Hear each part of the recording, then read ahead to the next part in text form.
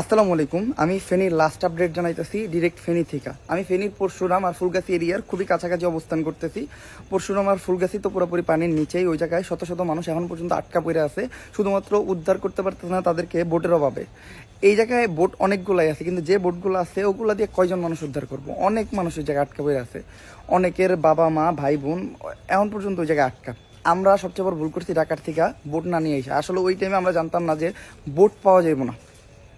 আর তার থেকে বড় কথা হইলো ক্রমাগত ফেনীতে পানি বাড়তেছে। আমি যতটুকু শুনছি কুমিল্লার অনেক জায়গায় পানি কমা শুরু করছে, বাট ফেনীতে পানি বাড়তে আছে। সকালে যে জায়গায় পানি দেখছিলাম, এখন যে যদি ওই জায়গায় দেখি পানির স্তর অনেক বেশি।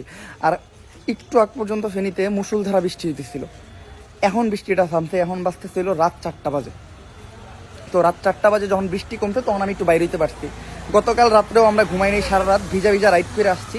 আজকে সারা রাত ঘুমাইতে পারি নাই।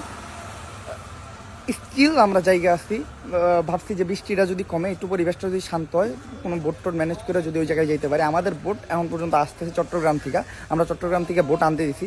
তো আপনারা যারা এই ফেনীর বাইরে আসছেন তারা চেষ্টা করবেন বোট নিয়ে ফেনীতে ঢুকার। আমি বারবার বলছি আমার ভিডিওতে বোট নিয়ে ফেনীতে ঢুকতে, বোট নিয়ে লাইফ জ্যাকেট নিয়ে, মানে রেস্কিউ করার উদ্দেশ্যে ফেনীতে ঢুকতে হবে। আর আমি যতটুকু জানতে পারছি যে ফেনীর উদ্দেশ্যে অলরেডি 100-এরও বেশি বোট ঢুকতেছে।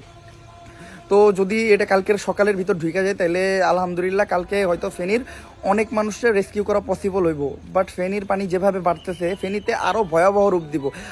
আর আমি যতটুকু মানে আমার মানে নিজের জ্ঞানে আমি বুঝি এই বন্যা সিলেটের বন্যার থেকে অনেক ভয়ঙ্কর। আমি সিলেটের বন্যা নিজের চোখে দেখছি, বাট এত ভয়াবহতা সিলেটের বন্যায় আমি দেখিনি। আমি গ্যারান্টি দিব, মানে অজস্র পরিবার ভাইসা গেছে, অনেক মানুষ মারা গেছে, এমন হইতে পারে আমি জানি না। তো হ্যাঁ, অনেক বাচ্চা ভাইসা ভাইসা চলে যাচ্ছে। আমি আমি আমি একজনের কাছ থেকে শুনলাম যে মানে একাধিক পরিবার মারা গেছে, মানে আন্তাজে তো না দেই না, কোনো কিছু বলা যায় না। অনেক বাচ্চা ভাইসা চলে যাচ্ছে। যাই হোক, মনে করেন এইটাই ফেনীর আপডেট। আর আমি ইনফ্লুয়েন্সারদের ডাকছিলাম যে আপনারা যে যেভাবে পারেন যা কিছু আছে নিয়ে ফেনীর উদ্দেশ্যে রওনা দেন। তো অলরেডি ফেনীতে ইনফ্লুয়েন্সার দিয়ে বইরা গেছে। এটা দেখে ভালো লাগতেছে যে কোনো ইনফ্লুয়েন্সার ঘরে বসে নেয়, আরও ইনফ্লুয়েন্সাররা অলরেডি রাস্তায় আছে, সাধারণ মানুষ আসতেছে। আমার অনেকে বললো যে ওমর ভাই আপনার ভিডিও দেখে আসছি। দেন অনেকে আমার মেল করে বলতেছে যে ভাই বোট নিয়ে আমরা রাস্তায় জামে আটকা পড়ে আসি, বৃষ্টির ভিতর আটকা পড়ে আসি, বা আপনাদের রেসপেক্ট। হ্যাঁ, আপনারা বোট নিয়ে লাইফ জ্যাকেট নিয়ে যেভাবেই পারেন ফেনীর দিকে আসেন, ফেনীর মানুষরা রেস্কিউ করেন। স্বেচ্ছাসেবক দেন রেস্কিউ টিম আর কত করবো? এখন আমাকে সাধারণ জনগণ, সাধারণ মানুষ, ইনফ্লুয়েন্সারদের হেল্প দরকার।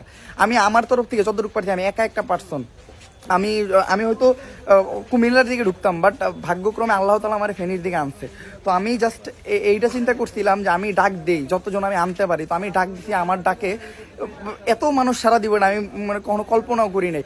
আই থিঙ্ক ফেনীতে ঢুকার ভিতর ইনফ্লুয়েন্সার বলতে আমারে সর্বপ্রথম বলতে পারেন, মানে আমরা কয়েকজন সর্বপ্রথম ঢুকছি। তো আমরা ঢুইকা যেভাবে মানে আমরা অলরেডি আমার সাথে ইনফ্লুয়েন্সাররা কন্ট্যাক্ট করতেছে যে ভাই কোথায় আছেন বা কোথায় যাইতে পারি। তো এই ফেনীর যে হলো পরশুগ্রাম আর হইলো ফুলগাছি, এই জায়গাগুলার অবস্থা মানে খুবই খারাপ। আপনারা এদিকে আসেন, এদিকে রেস্কিউ করার অনেক দরকার আছে। মূলত রেস্কিউ টিমগুলো দরকারি এদিকে আপনারা আসেন, বোট নিয়ে আসেন, যেভাবে তাদের রেস্কিউ করেন। পানি যেভাবে বাড়তেছে বন্যার পরিস্থিতি আরও খারাপ হইব।